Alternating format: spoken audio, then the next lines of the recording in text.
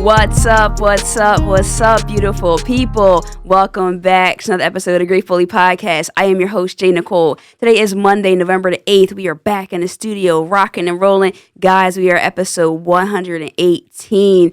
Thank you for rocking with me. Hope that you've been enjoying the heart sermon. That was last week. I know it was a good one. Hopefully you felt the same way.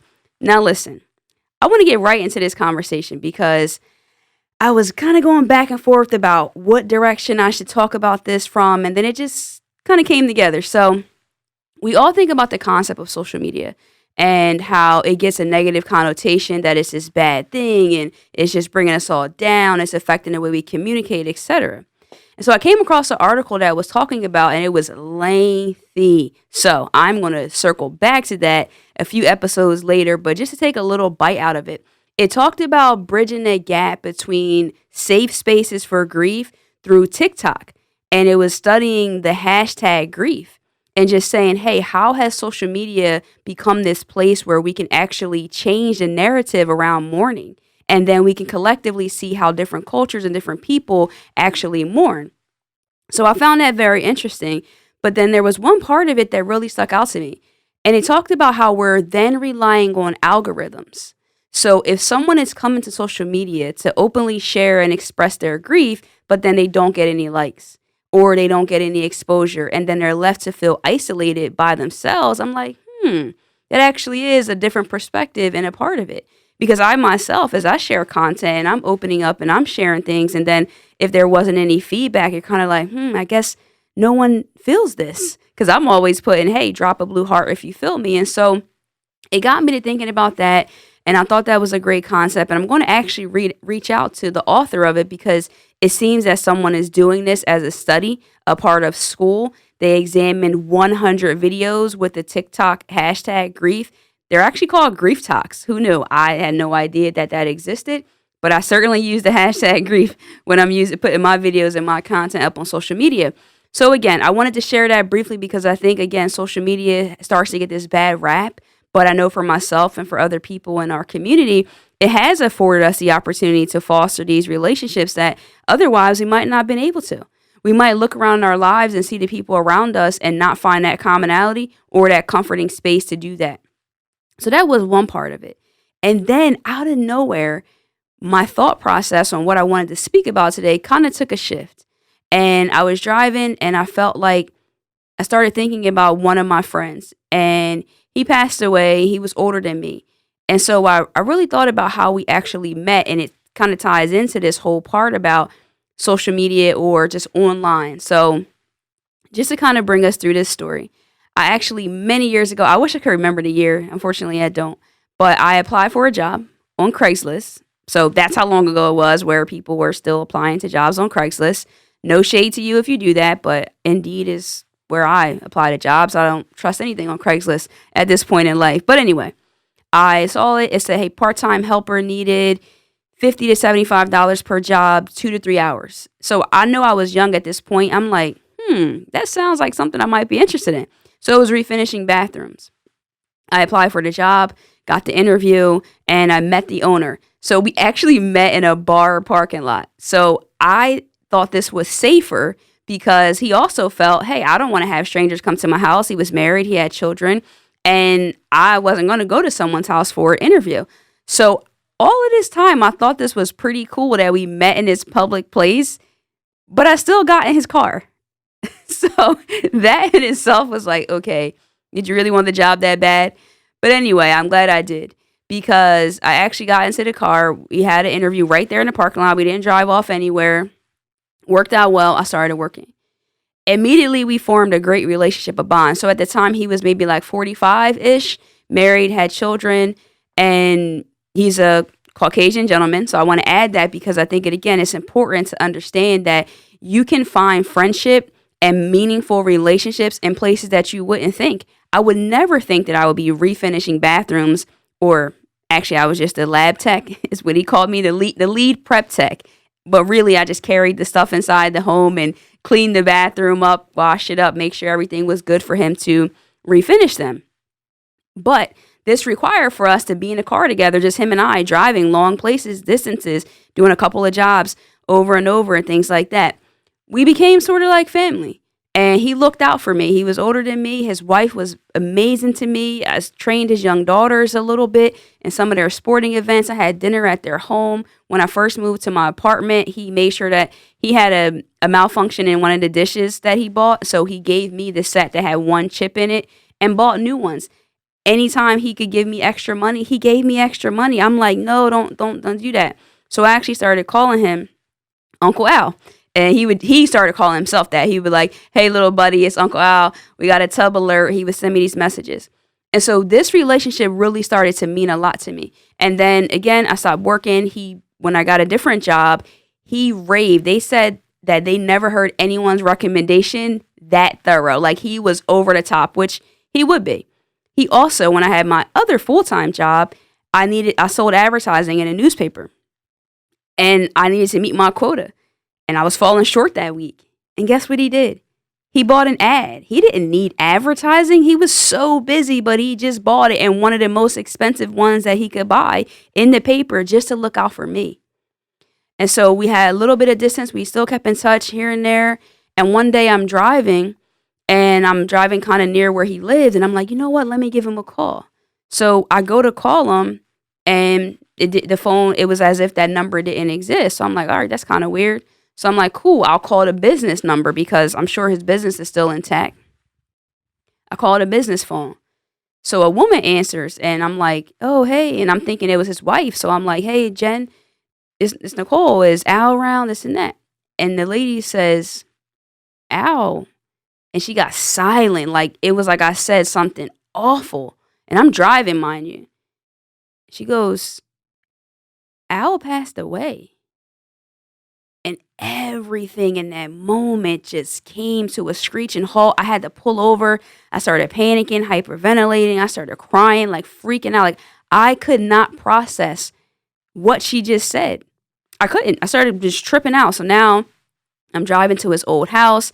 It's empty. I'm like, what is going on? So anyway, I started doing some research. I got in touch with his daughter, then got in touch with his wife. And it was actually true.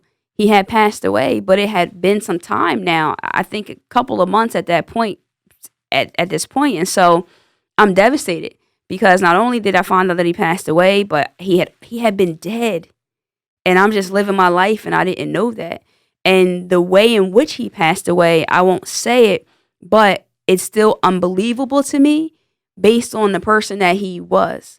So I think what I've been realizing in this conversation and prior to me speaking about it with you today is that I still have trouble processing that loss. So I speak a lot about my grandmother and my father and my friend Moet, but I don't speak as much about this loss. And I'm realizing that it's still very difficult for me to make that make sense in my head. And I wanted to share that because I felt guilt because we weren't still in touch as frequently as I would have liked to be. And that I didn't know. And he may have been going through difficult times in his life, and I wasn't there. And so I can imagine that some of you might feel that way too. And so it led me to this concept and had me thinking, and I don't know that I have the answer, but I do know that I wanted to share this with you today, is that there's a thing going on where you think about this whole concept of we want to spend as much time with people that we can. And we live by this whole thing of life's so short, tomorrow's not promised, love on your people, love your loved ones, do all of these things. And I'm thinking, is that fair? Is that a fair statement that we put on ourselves and that we put on other people? Because I just don't think it's humanly possible. But if we were to lift that, would that alleviate some of the guilt and the pain that we feel when people pass away? I think it would. I literally wrote that down. I have said that too. Hey, live life like there's no tomorrow. Don't find out that tomorrow's not promised a hard way. Reach out to your loved ones. Tell them you love them. But is that humanly possible? I don't think so. How can you talk to every single person that you love all the time? Unless you have a very, very, very small circle of people that you care about, is that possible? So I'll speak for myself. I feel like it's not possible. And I've never really looked at it that way. And I feel like, why won't I take that off the table? We've got to take that off the table. It's not fair. Caskets are closing and people are having to live with wounds of regret. I wish I would have called him. I should have talked to him. I should have known. I should have been there. I should have did this. I should have did that. Oh man, I'm just going to live life like it's no tomorrow. I got to live it up. I got to do all of these things because time is going to run out. It is. And there will be some people, just like I felt in this scenario, that I wish I would have been closer with.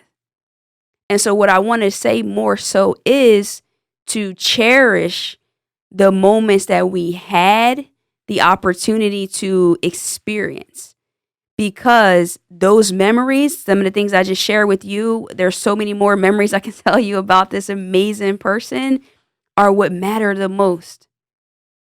It just wasn't, life has so many turns and twists to it, so much unpredictability that it makes me think, well, how can I get mad that I didn't do something when my life just took a different turn? I don't think that busy schedules and different commitments mean that I love you less. Doesn't mean that I cared less. And I feel like we have to look at it that way. We have to sit back and re-examine those statements and those concepts. I think they can put us in bondage. I felt awful. Even when my friend Moet passed away, I calculated and I said, wow, I spoke to her on May 17th. She passed away on May 25th. Prior to that, I saw her in April. But then before that, I hadn't seen her in a long time. And so I was fortunate in that regard. But does that mean that the people who she didn't get a chance to speak to or didn't have the opportunity to are bad people? Or they should walk around with this extra level of guilt? I think that what I want to do is just seize every experience as they come. And not feel like, oh, I'm going to just cherish this because one day I'm going to feel this guilt. Or I'm going to take this person's call because one day I'm going to wish that I did. I'm going to, because that, I mean, listen, maybe I'm by myself out here. Let me know in the comments. Let me know. Maybe I'm out here by myself, but I've got to free myself. I'm in this prison based on statements, based on things I don't believe are logical. It just doesn't add up. And it's not fair. It's not fair. Al knows, I can get emotional right now. Man, he knows that I loved him and I cared about him. We had a unique bond. That was my homie. Like, you don't understand. This man, in the middle of the winter, we were doing a bathroom down the shore and he's like, listen, little buddy, I'm going to go into the ocean. I told him, I said, no, that's some white boy stuff. I'm not doing that. I'm just going to stay right here. I'll take pictures of you so you can share it with your family, but I'm not doing it. He did it. He lived life.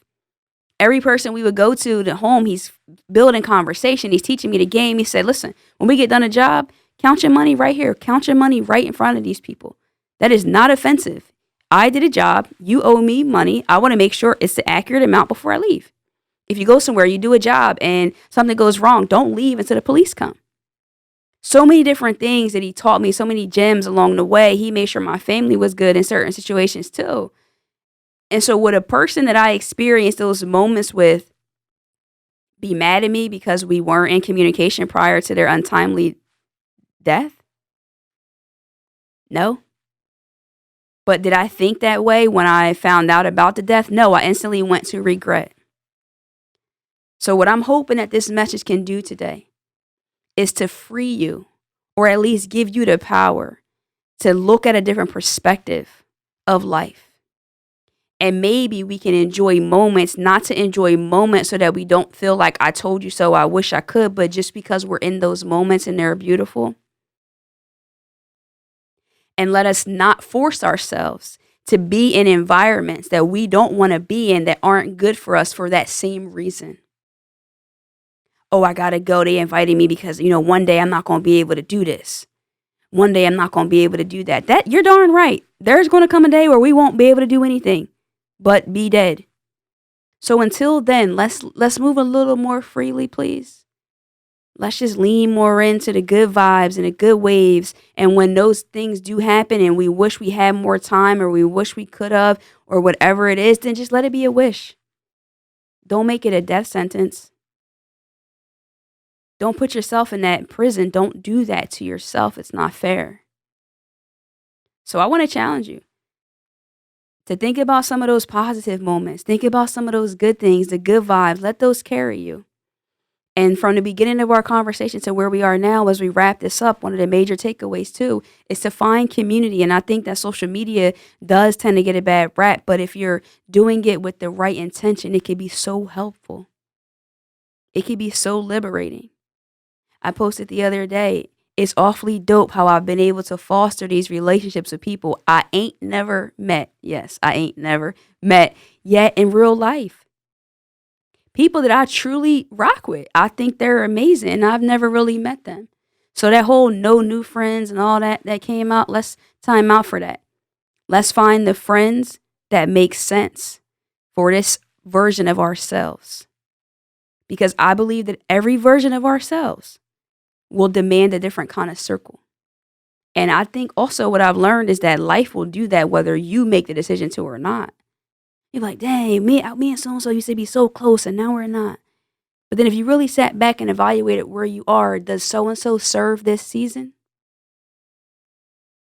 Does so-and-so serve this season?